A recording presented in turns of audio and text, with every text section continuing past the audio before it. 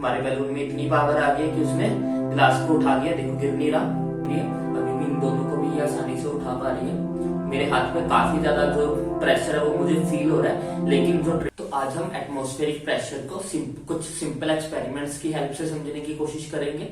Atmospheric pressure है क्या?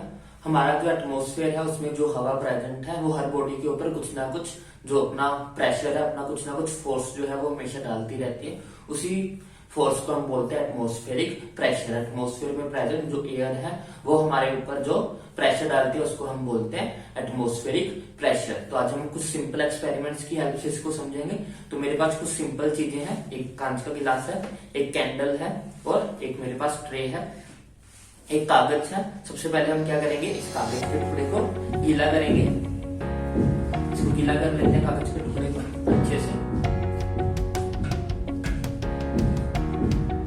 और गीला करने के बाद इसको इस ट्रे के ऊपर हम बिछा रहे हैं। अब हमें क्या करना है, यहाँ पे कैंडल को जलाएंगे हम।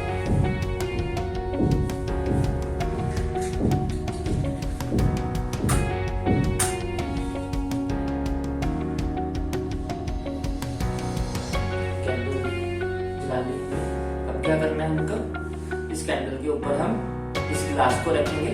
हमें पता है कि जब हम इस गिलास को इस कैंडल के ऊपर रखेंगे तो बर्निंग जो है वो रुक जाएगी, क्योंकि जलने के लिए जो जरूरी ऑक्सीजन होती है वो मिलना बंद हो जाएगी और कैंडल बुझ जाएगी।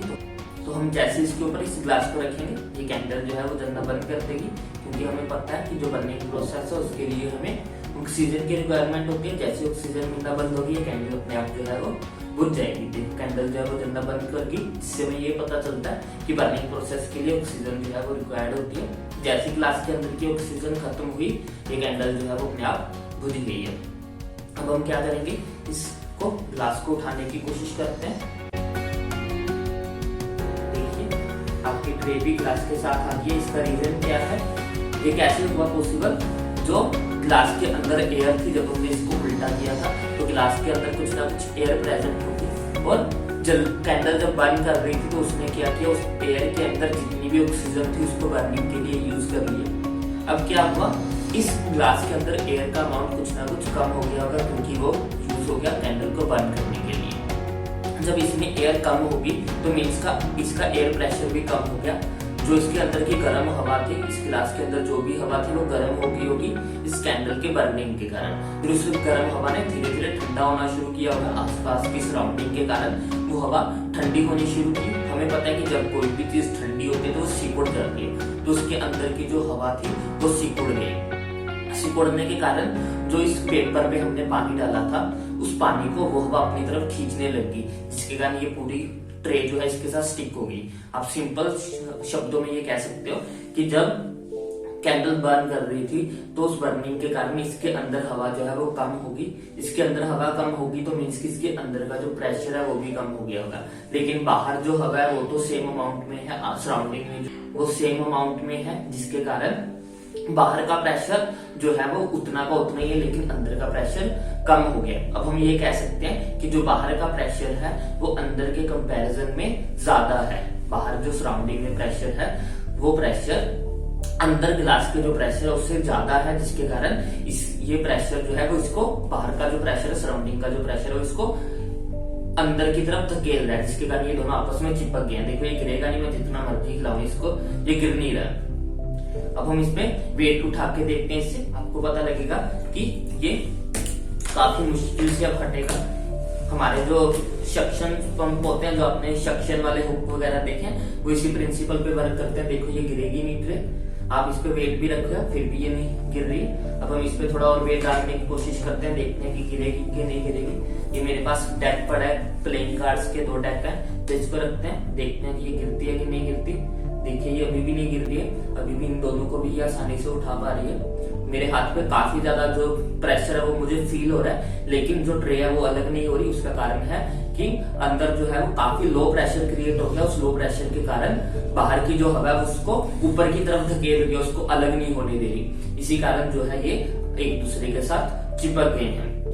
तो एक सिंपल एक्सपेरिमेंट है जिससे आप आसानी से एटमॉस्फेरिक प्रेशर के कंसेप्ट को समझ सकते हो। हमारे जो सक्शन पंप होते हैं, जो आपके सक्शन हुक्स होते हैं, वो इसी प्रिंसिपल पे वर्क करते हैं। तो इसको आप परपेंडिकुलर खींच के नहीं हटा सकते हो, क्योंकि जब तक अंदर का प्रेशर और बाहर का प्रेशर सेम नहीं होगा तब तक ये अलग नहीं होंगे। तो आप इसको परपेंडिकुलर फोर्स लगा के, ऐसे फोर्स लगा के जो है वो अलग नहीं कर सकते, क्योंकि जो प्रेशर है वो बाहर प्रेशर ज्यादा है और अंदर प्रेशर जो है वो कम है।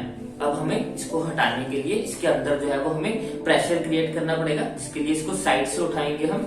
ये देखो, नहीं, साइड से उठाने से भी मुझे इसको फोर्स लगाना पड़ रहा है। साइड से हटाएंगे तो जाके ये उतरेगा, क्योंकि जब हम साइड से हटाएंगे तो अंदर हवा एंटर कर जाएगी। जैसे ही हवा एंटर करेगी अंदर, तो दोनों तरफ जो प्रेशर है वो इक्वल हो जाएगा और हमारा एटमॉस्फेरिक प्रेशर दोनों में बैलेंस हो जाएगा, ये दोनों एक दूसरे से अलग हो जाएंगे। तो इसको हम एक और सिंपल एक्सपेरिमेंट से समझ सकते हैं। इस बार हमारे पास एक गिलास, एक बैलून है और एक हमारे पास कैंडल है। तो क्या करेंगे, सबसे पहले कैंडल को बर्न कर लेंगे।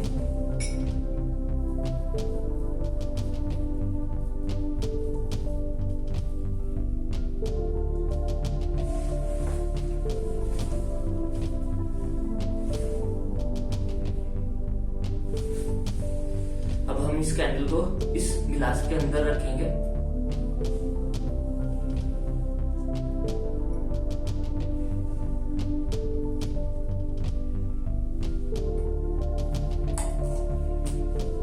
तो हमने क्या किया, कैंडल को जला के इस गिलास के अंदर रख दिया। अब हम इस गिलास को कवर करेंगे ताकि जो ये कैंडल है ये बंद करना बंद कर दे। इसको बुझाने की कोशिश करेंगे, इसको ऑक्सीजन कम देंगे। बेसिकली हम ये बैलून रखना है, लेकिन बैलून अगर रख दिया तो वो गर्म होके फट जाएगा, इसीलिए हम इसको पहले बुझाएंगे।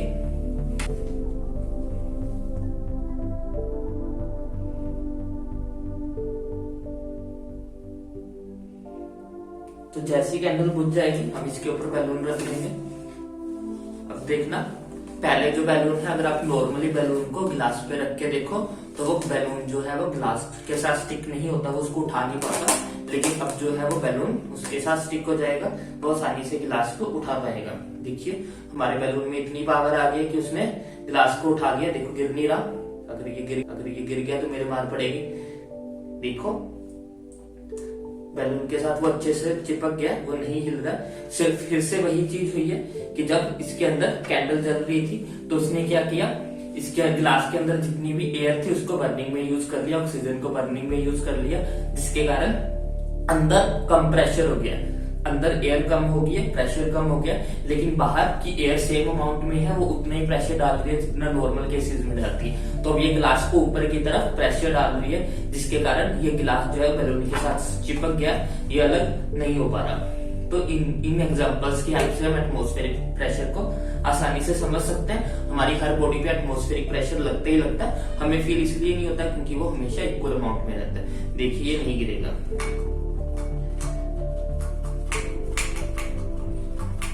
ये कब गिरेगा, जब इस ग्लास के अंदर हवा एंटर होगी।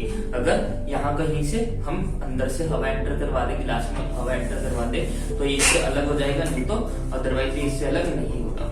आप इतना खींच लो, ये तभी अलग होगा जब इसके साइड से हवा उसके अंदर एंटर करेगी। तो आई होप आपको एटमॉस्फेरिक प्रेशर अच्छे से समझ में आ गया होगा।